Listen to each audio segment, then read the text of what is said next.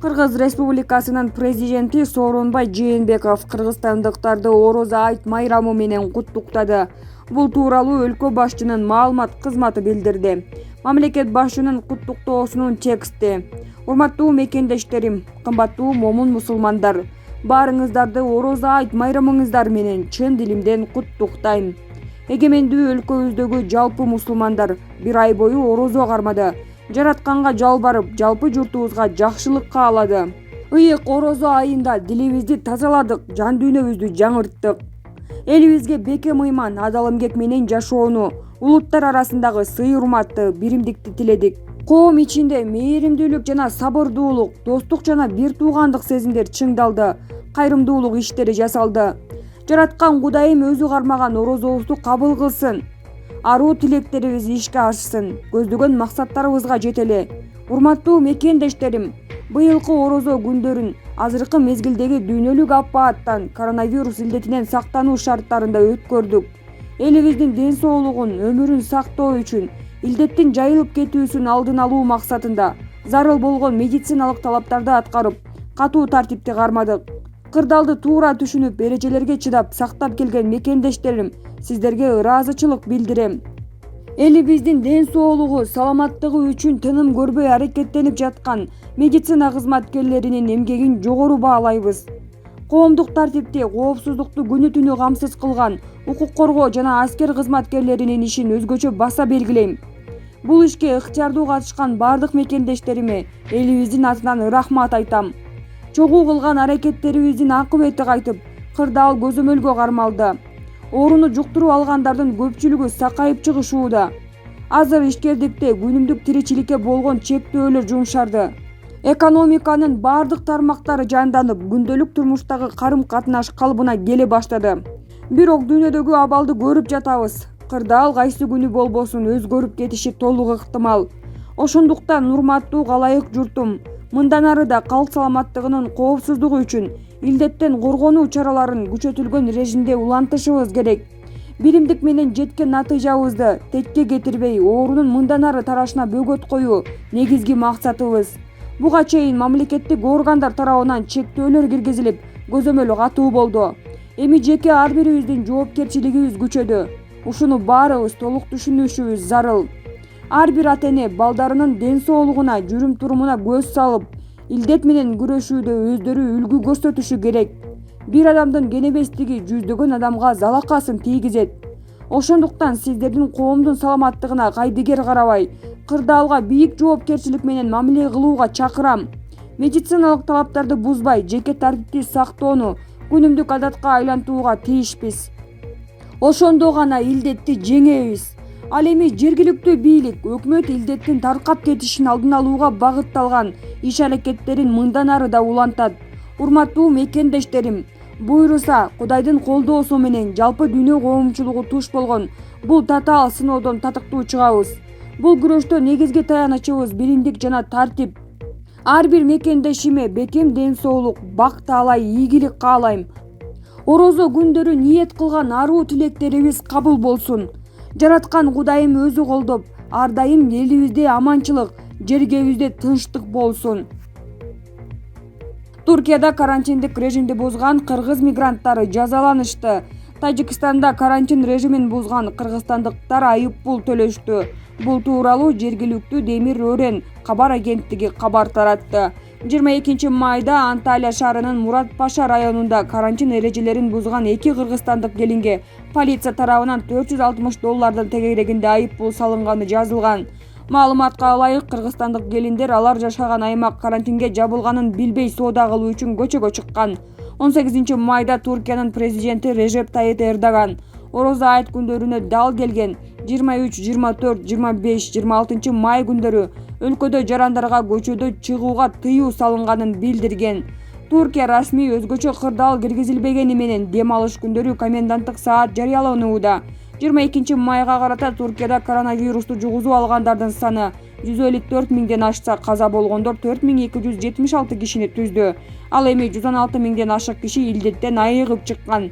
Белгилей кетсек, 30 миңдей кыргызстандык Стамбул, Анкара жана Анталия сыяктуу ири шаарларда жашап, эмгектенет жана окуйт. Буга чейин Индияда карантин режимин бузган кыргыз дааватчылары жазага тартылганын чет элдик басылмалар кабарлашкан. Кеңешбек Дүйшөбаев Арпачиевдин бошошу президенттин коррупция менен күрөшүүдөгү саясатына чоң сокку болду. Назар Ньюс маалымат агенттиги генерал коомдук ишмер Кеңешбек Дүйшөбаев менен саясаттагы айрым жагдайлар боюнча баарлашып маек алдык. Кеңешбек мырза $100 000 пара алып камакка алынган Арпачиев эркиндикке чыгышы президенттин коррупция менен күрөшүн жокко чыгарып койгон жокпу? Бул факт президент Сооронбай Жээнбековдун коррупция менен күрөшүүдөгү саясатына чоң сокку болду. Менин оюмча, атайын комиссия түзүлүп, иштин мыйзамдуулугу, анын артында кимдер турганы толук текшерилиши керек. Коррупция менен иш козголгондор шайлоого барбашы керек деген Тазабек Икрамовдун демилгесин колдоого алсак болобу?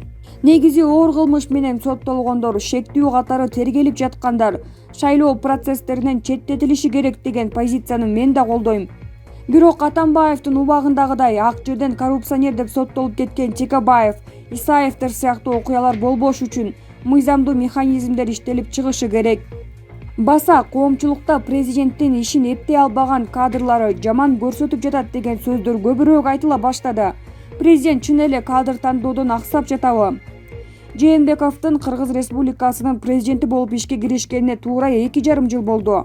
Күзүндө мөөнөтүнүн жарымы бүтөт. Бүгүнкү күнгө карата президенттин эң слабая звеносу кадр тандоо. Алардын жоопкерчилигин суроо экени кашкайып көрүнүп калды. Эмне үчүн компетентсиз, чечкинсиз, жоопкерчиликтен качкан чала сабат жетекчилер жылдап креслону мыкчып отурат? Мен үчүн такыр түшүнүксүз. Алардын кетирген каталары, ишиндеги ор койгон кемчиликтердин бардыгы президенттин мойнуна оор жүк болуп билинип жатканы коомчулук үчүн жашыруун сыр эмес. Коронавирус менен күрөшүү айдан ачык көргөзгөндүгү, түзүлгөн оор шарттарды өкмөт, граждандык коргоо системасы керек деңгээлде иштебей, баары президенттик ручное управлениега өткөнүн эл көрүп да, жон териси менен сезип да жатат. Коронавирусту жеңсе болот, жеңебиз. Бирок кептин баары анын артынан келе жаткан оор экономикалык, социалдык кризисте. Алар барып саясий кризиске такап, бийликке болгон ишенимди кыйратып, мамлекетти оор кырдаалга кептеп коюшу ыктымал. Кыргызстан ИАЭС менен мамилесин тактап ала турган учурга жеттикпи? Аларга позициябызды билдирип, талабыбызды койгонго дараметибиз жетеби? Учурунда Кыргызстан ИАЭСке кирип жатканда өзүнүн кызыкчылыктарын, оң терс жактарын толук санабай кирип алганы бүгүнкү оор шарттарда даана көрүндү. Бирок азыр атка кетүү андан да оор кесепеттерге алып келиши мүмкүн. Өкмөт ИАЭСте биздин өкүл болуп отурган адамдар Кыргызстандын кызыкчылыгын коргоодо чечкиндүү, принципиалдуу позицияда туруп, компетенттүү иш-аракеттерди жасашы керек. Бирок алардын деңгээли казак туугандардай болуп ачык айтып, негиздүү күрөшкөнгө жетпей, дарманы күчтүү өнөктөштөрүбүздүн айткандарына баш ийип отургандай эле элес калтырат. Айрым эксперттер бүгүн эгемендикти же ИАЭСти тандаш керек деген ойлорун айта башташты. Алардын көтөргөн маселеси орундуубу? Эгер биз өнүккөн өлкө, күчтүү мамлекет болгубуз келсе, кубаттуу мамлекеттер менен достошуп, алар менен чогуу уюмдашып, жалпы кызыкчылыкка кошуп, өзүбүздүн өнүгүшүбүздү камсыз кылышыбыз керек. Жалгыз эч нерсе кыла албайбыз. Ал тургай Кытай, АКШ, Европа мамлекеттери менен да өнөктөштүктүн негизинде кызыкчылыктарды коргоп, экономикасын өстүрүп жатышат. Кептин баары өзүбүздү ИАЭСке кирип алып, жетеленме болбош керек эле. Эске сала кетсек, 2015 жылы Кылычбек Арпачиев жеке ишкердин ишин жабуу үчүн андан $100 000 пара талап кылып, алып жаткан жеринен, кабинетинен кармалган. Кундуз Жолдубаева: мен сүйлөсөм, абийириңер төгүлөт. Мени саткын дегендердин бетин ачам. СДПК партиясынын төрагасынын орун басары Кундуз Жолдубаева кимдин ким экени жакын арада коомчулукка ачык айтыла турганын жазып чыкты. Бети жоктуктун да чеги болуш керек. Калптын казаны кайнабайт, жакын арада ачыкка чыгат. Унчукпай кой деген сайын башка чыгып алышты. Ачуу чындык бардыгына чекит коет. Факты менен тастыкталган чындык. Айрым кишилерди көрүп мен уялып кетип жатам. Кичине ар намыс деген болуш керек да. Абакта жаткандар дагы үн катат жакында. Бардыгын ачык айтып, кимдин ким экенин коомчулукка ачык айтышат. Эл көзүнө кылган жоруктарга чекит коюш керек. Мен сүйлөсөм, абийириңер төгүлөт. Дагы мени саткын дегендердин бетин ачам, деп жазды Жолдубаева. Эске салсак, акыркы 1,5 жылдан бери СДПКнын айланасында ар кандай чыр бүтө элек. Андан сырткары партия ичиндеги ынтымак дагы кетип, анын мүчөлөрү эки айры жолго түшкөн.